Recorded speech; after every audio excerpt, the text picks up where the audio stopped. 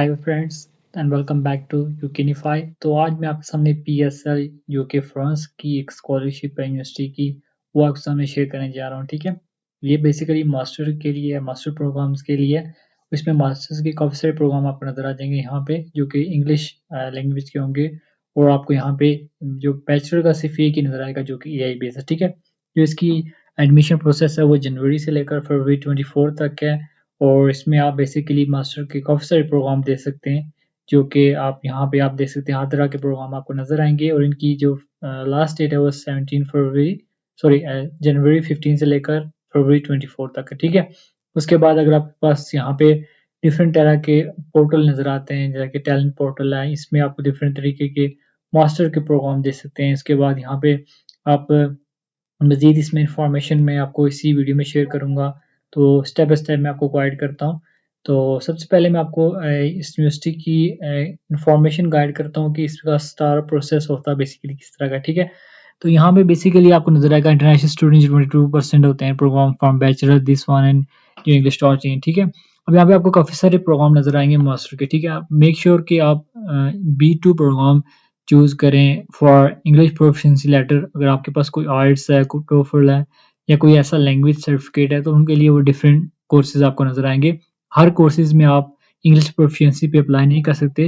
बहुत सारे ऐसे कोर्सेज हैं जहाँ पे आपको आइल्स और टोफल लाजमी होता है। ठीक है, जिसमें आपको B2 से ज़्यादा आपके पास वो इंग्लिश लैंग्वेज रिक्वायर्ड करते हैं। ठीक है, तो यहाँ पे वो सब डिटेल्स के साथ उन्होंने लिखा हुआ है कौन से कोर्स के लिए कौन सा ये है। ठीक है, ये लिखा हुआ है जैसे कि अंडर ग्रेजुएट के सिर्फ आर्टिफिशियल इंटेलिजेंस एआई वाला। ठीक है, ये कोरियन स्टेबल सारा डिटेल आपको यहाँ से इस लिंक से मिल जाएगी, जो मैं डिस्क्रिप्शन बॉक्स में लिंक शेयर भी कर दूंगा सर। ठीक है, तो स्कॉलरशिप के काफ़ी सारे फायदे हैं। यहाँ पे मैं आपको दिखा भी देता हूँ कि कौन से इंग्लिश लैंग्वेजेस हैं, और यहाँ पे एप्लीकेशन की तमाम डिटेल भी आपको यहाँ से मिल जाएगी। एप्लीकेशन असेसमेंट फॉर्म है, यहाँ से आपको अपनी से एप्लीकेशन की असेसमेंट भी मिल जाएगी, आप किस प्रोग्राम में किस तरह पढ़ाई कर सकते हैं। ठीक है, मैं आपको यहाँ पे बता भी देता हूँ कैसे आप अप्लाई कर सकते हैं।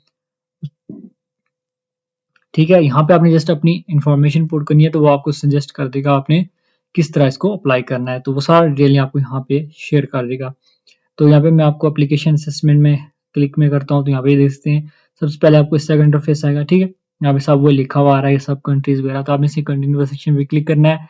तो बेसिकली आप पाकिस्तान से अप्लाई करें तो आपने M1 मास्टर प्रोग्राम के लिए को सिलेक्ट करना है। तो यहाँ पे आप देख सकते हैं, यहाँ पे आपको नजर आ रहा है कि आपको काफी सारे प्रोग्राम नजर आ रहे हैं, हर प्रोग्राम की डिफरेंट डेडलाइन है। ठीक है, तो ये ज़रूरी नहीं है कि यार किसी की फरवरी हो, किसी की फरवरी से ज़्यादा भी हो सकती है, किसी फरवरी से पहले भी हो सकती है। ठीक है, तो मेक श्योर करना है सबसे पहले आपने यहाँ से असेसमेंट से वेरीफाई करना है किस प्रोग्राम के लिए आप अप्लाई कर रहे हैं, उस प्रोग्राम की डेडलाइन आपने देख लेना, और कब उसकी एप्लीकेशन स्टार्ट होगी वो भी आपने यहाँ से चेक कर लेंगे। ठीक है, जैसे कि मैं यहाँ से कोई भी एक प्रोग्राम सेलेक्ट करता हूँ, जैसे कि मैं यहाँ से कोई भी एक प्रोग्राम सेलेक्ट कर लूँ और आपको उसके बारे में इंफॉर्मेशन शेयर करूँ।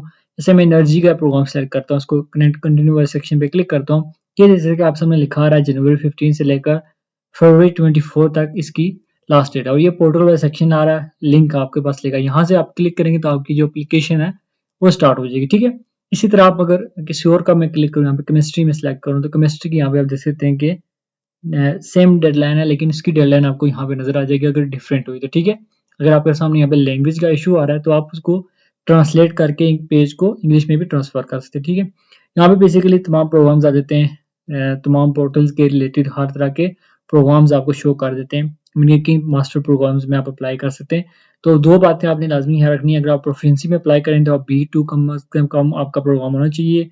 अगर आप नहीं अप्लाई करें तो आपके पास आइल्स या टोफल होना चाहिए। ठीक है, सिंपली आपने अकाउंट क्रिएट कर लेना है। सबसे पहले यहाँ पे अकाउंट कैसे क्रिएट करना है, आपने लिखना है I am not a member yet. इस पे आपने सिंपली क्लिक करेंगे, वो तब ये आपके पास ऑप्शन आएगा जब आप वही एप्लीकेशन असेसमेंट वाला ऑप्शन सारा कर लेंगे, अपना प्रोग्राम सेलेक्ट कर लेंगे। उसके बाद एंड पे यहाँ नीचे शॉर्ट सा लिखा हुआ आएगा आपको पोर्टल, तो उस पर आप क्लिक करेंगे, देन आप सामने ये वाला इंटरफेस आ जाएगा। ठीक है, अब नॉट अ मेंबर पे क्लिक करेंगे तो आपने ये सारी इंफॉर्मेशन अपनी पुट करनी है। ठीक है, तो मैं आपको पुट करके तमाम एप्लीकेशन प्रोसेस करवा के भी दिखा दूंगा। ठीक है, तो मैं आपके सामने अब नेक्स्ट स्टेप शेयर करता हूँ कि आपने कैसे इसको कंप्लीट प्रोसेस आपने शेयर करना है। ठीक है, अब इस तरह की इंटरेस्टिंग वीडियो के लिए चैनल को सब्सक्राइब रखना है और लाजमी आपने इस वीडियो को भी लाइक करना है। ठीक है, तो स्टार्ट करते हैं अपना प्रोसेस। तो जैसे कि मैंने अभी इसमें मैंने अप्लाई करना है अपनी एनर्जी के लिए, तो जैसे कि मैं अपने रिलेटिव फील्ड के लिए अप्लाई करना चाहता हूँ, तो उसमें डेडलाइन आपने मेक श्योर कर लेनी है, और एप्लीकेशन स्टार्ट डेट भी आपने देख ली, ठीक है। अभी साथ ही एप्लीकेशन पोर्टल लिखा हुआ आ रहा है, सिंपली पोर्टल वाले सेक्शन पे क्लिक करेंगे तो आपके सामने आ जाएगा इस तरह का इंटरफेस लॉगिन वाला, ठीक है। यहाँ पे लिखा हुआ है I am not a member yet, इस पे आपने सिंपली क्लिक कर देना है, नॉट अ मेंबर येट। जी आप इस पे क्लिक करेंगे, आप सबका इस तरह का इंटरफेस आ जाएगा। आपने अपना फर्स्ट नेम, लास्ट नेम, अपनी ईमेल आईडी और अपना यहाँ पे बता देना है कि किस प्रोग्राम के लिए आप अप्लाई कर रहे हैं। जैसे कि मैं मास्टर के लिए अप्लाई कर रहा हूँ तो मैं मास्टर सेलेक्ट कर लूँगा यहाँ पे, ठीक है। तो अब मैं नेक्स्ट स्टेप में रजिस्टर के सेक्शन पे क्लिक कर दूंगा सिंपली तरीके से। अब वो सक्सेसफुली हमारा रजिस्टर हो चुका है। अब हमारे पास यहाँ पे वो कंफर्मेशन मेल आएगी आपकी इस तरह की कुछ आपकी ईमेल एड्रेस पे, ठीक है। आपने जस्ट इसको कंफर्म कर देना है। ये आप कंफर्म कर लेंगे तो आपकी एप्लीकेशन सक्सेसफुली लॉगिन हो जाएगी ऑटोमेटिकली, ठीक है। अब हमारा मेन प्रोसेस स्टार्ट होता है रीसेट के वो वगैरह, बेसिकली यहाँ पे अपना अपना न्यू पासवर्ड सेलेक्ट कर लेना, ठीक है। अब वो बेसिकली हमारा प्रोसेस जो स्टार्ट हो रहा है वो हमारा एप्लीकेशन प्रोसेस की तरफ जा रहा है, ठीक है। बहुत ही इंफॉर्मेशन है, छोटी छोटी चीज़ें होती हैं वो लाजमी शेयर करनी पड़ती हैं, तो इसलिए वीडियो को गौर से देखना है, गौर से समझना है, फिर आपको समझ आएगी, ठीक है। जस्ट अब मैं यहाँ पे अपना पासवर्ड चेंज कर रहा हूँ, रीसेट कर रहा हूँ, ठीक है। जो ही मैं रीसेट वाले सेक्शन पे क्लिक करूंगा देन मेरी एप्लीकेशन का यहाँ पे पहला स्टेप स्टार्ट हो जाएगा। अगर आपको समझ नहीं आ रही तो आपके पास यहाँ पे इस तरह का इंग्लिश लैंग्वेज चेंज का भी ऑप्शन आएगा, ठीक है। आप चेंज कर सकते हैं, ठीक है। अगर आपकी न्यू एप्लीकेशन है तो आपने अप्लाई वाले सेक्शन पे क्लिक करना है। अगर आपकी ऑलरेडी एप्लीकेशन पड़ी हुई है तो आपने माई एप्लीकेशन पे क्लिक करना है, ठीक है।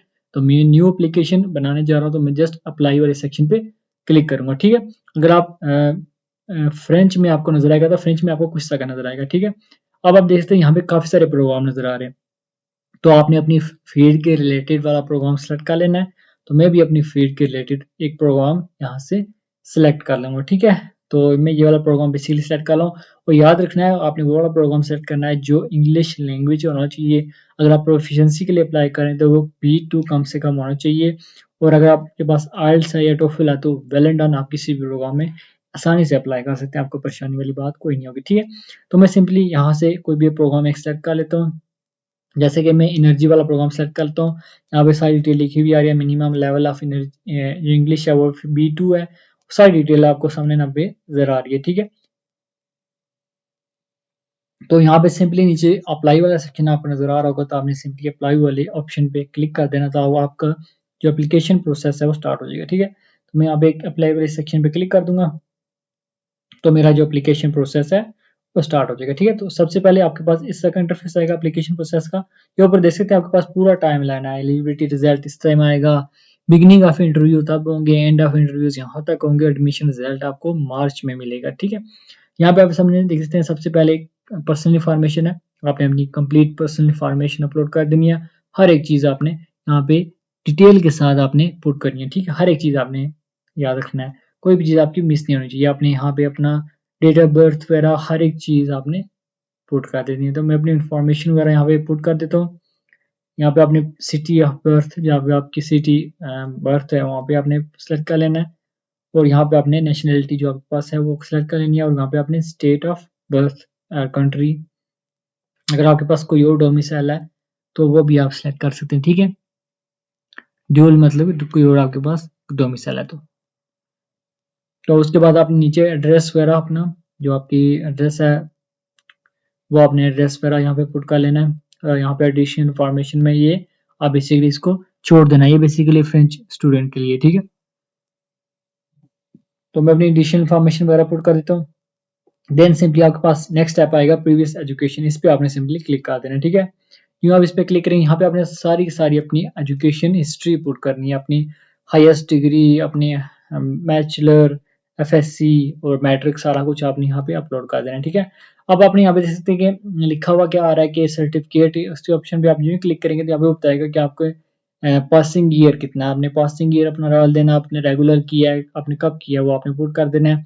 यहाँ पे वो कॉलेज वगैरह अगर आपका सर्च नहीं हो रहा तो कोई बात नहीं, आप यहाँ पे नीचे लिख भी सकते हैं। अगर आपका ऊपर अपना कॉलेज नहीं, बात कर लोगों में यहाँ पे सर्च होता है तो आपने यहाँ नीचे डिटेल इन्फॉर्मेशन जो है वहाँ पे लिख देना, ठीक है।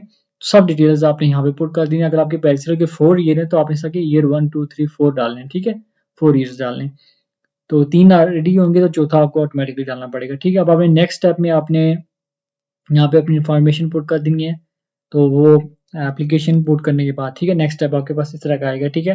नेक्स्ट स्टेप पे आपने इंग्लिश पुट कर देनी है, इंग्लिश लेवल प्रोफिशिएंसी आपकी किस तरह की है।